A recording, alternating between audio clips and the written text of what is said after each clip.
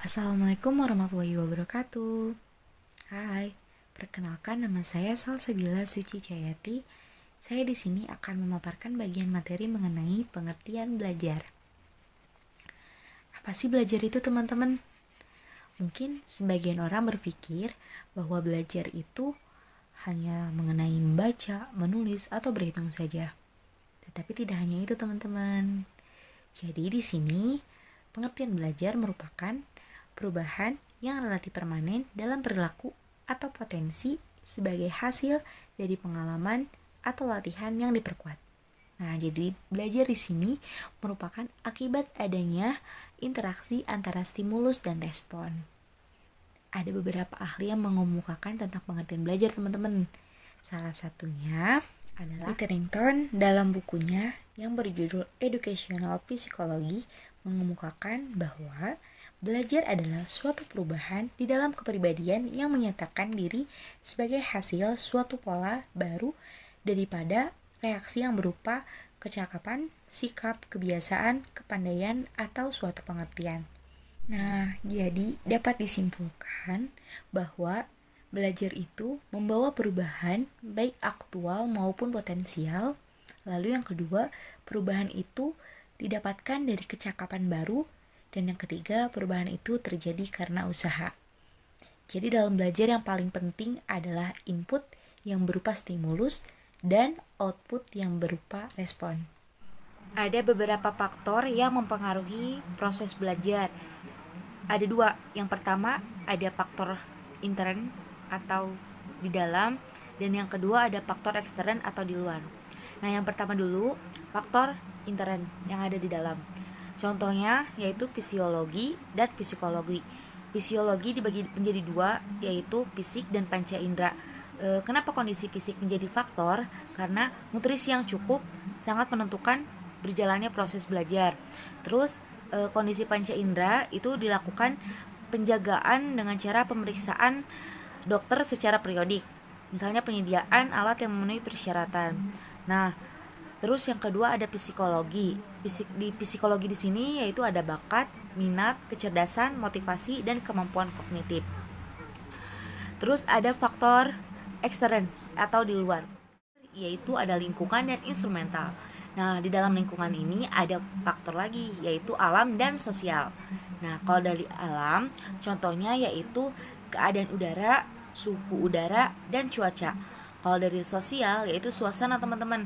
Kayak misalkan kalau misalkan suasananya gaduh, atau kan kita misalkan belajarnya itu kayak di ruangan yang berisik, pasti itu mengganggu konsen untuk belajar ya, teman-teman.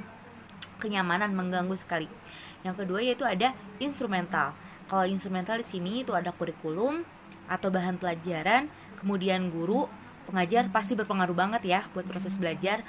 Terus sarana dan fasilitas, kemudian ada administrasi dan manajemen. Perkenalkan, saya Ella Nurella. Di sini saya akan menjelaskan materi selanjutnya. Materinya adalah cara-cara proses belajar itu berlangsung.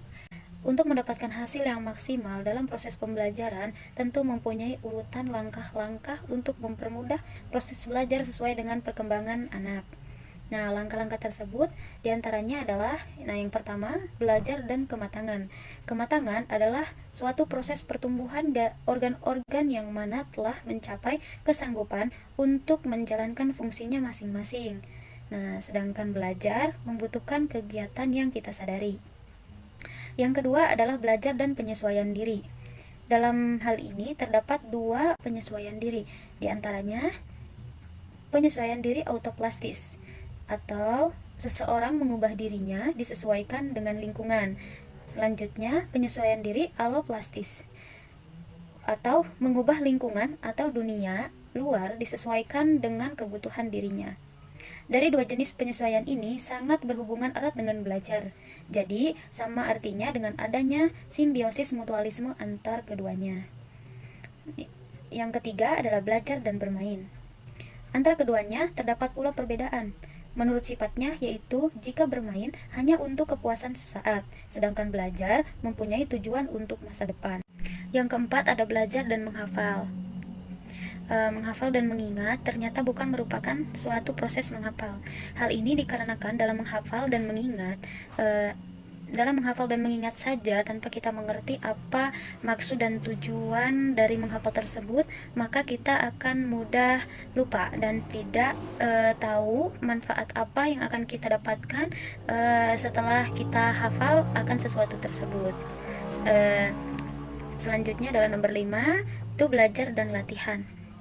Persamaan dari dua hal ini adalah sama-sama dapat merubah tingkah laku seseorang. Namun, dalam hal belajar belum tentu semuanya perlu latihan. Nah, sedangkan menurut para pakar ada beberapa tahapan dalam proses belajar. Di antaranya ada Albert Bandura. Menurutnya ada 4 tahapan dalam belajar. Yang pertama ada tahap perhatian, kedua tahap penyimpanan dalam ingatan, ketiga tahap reproduksi, dan yang terakhir ada tahap motivasi. Materi selanjutnya adalah teori-teori tentang belajar. Yang pertama ada koneksinisme. Teori ini ditemukan dan dikembangkan oleh Edward L. Thorndike berdasarkan eksperimen yang dilakukan pada tahun 1980-an. Melalui eksperimen ini dapat disimpulkan bahwa belajar adalah hubungan antara stimulus dan respon. Yang kedua adalah pembiasaan klasik. Teori ini berlangsung berdasarkan hasil eksperimen yang dilakukan oleh Ivan Pavlov pada tahun 1849 sampai 1936. Dia itu seorang ilmuwan besar Rusia yang mendapatkan Nobel tahun 1909. Pada dasarnya, teori ini merupakan sebuah prosedur penciptaan refleks baru dengan cara mendatangkan stimulus sebelum terjadinya refleks. Yang ketiga ada pembiasaan perilaku respon. Teori ini diciptakan oleh Burrhus Frederick Skinner. Dia lahir pada tahun 1904, seorang penganut behaviorisme yang dianggap kontroversi. Respon dalam teori ini terjadi tanpa didahului stimulus, melainkan ditimbulkan oleh efek Reinforcer. Reinforcer itu merupakan stimulus, namun kehadirannya tidak disengaja. Nomor 4 ada pembiasaan asosiasi dekat.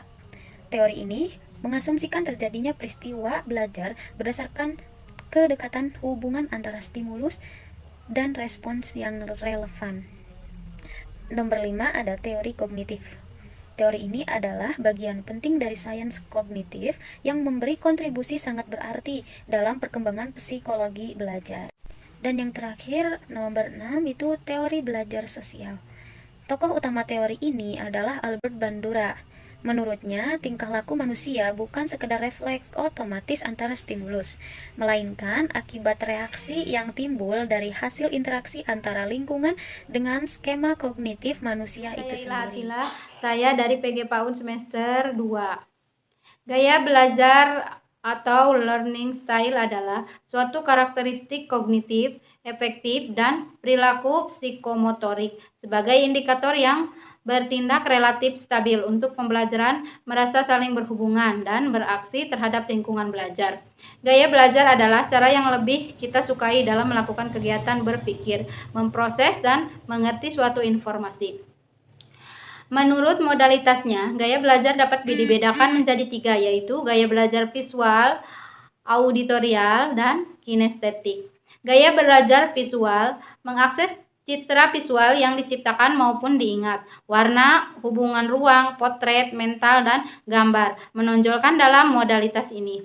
2. Gaya belajar auditorial. Gaya belajar auditorial mengakses segala jenis bunyi dan kata, diciptakan maupun diingat, musik, nada, irama, dialog internal, dan suara menonjol di sini. 3. Gaya belajar kinestetik. Gaya belajar kinestetik mengakses segala jenis gerak dan emosi, diciptakan maupun diingat, gerakan, koordinasi, irama, tanggapan, emosional, dan kenyamanan fisik menonjol di sini. Motivasi belajar. Motivasi dalam pembelajaran adalah suatu yang menggerakkan atau mendorong siswa untuk belajar atau menguasai materi pelajaran yang sedang diikutinya. Dengan motivasi dimaksud usaha-usaha untuk menyediakan kondisi sehingga anak mau dan ingin belajar. Faktor-faktor yang mempengaruhi motivasi belajar. Dalam pendapat lain, faktor lain yang dapat mempengaruhi belajar yaitu faktor-faktor intern, jasmani, psikologis, kelelahan. Faktor ekstern, keluarga, sekolah, masyarakat. Fungsi motivasi belajar. 1. Mendorong manusia untuk berbuat atau bertindak. Motif berfungsi sebagai penggerakan atau sebagai motor penggerak melepaskan energi.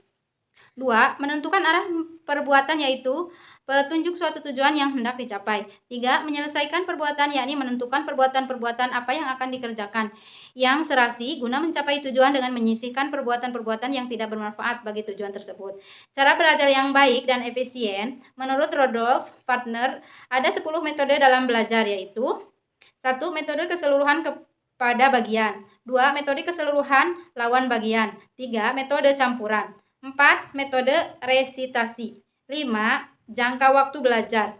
6. Pembagian waktu belajar. 7. Membatasi kelupaan. 8. Menghafal.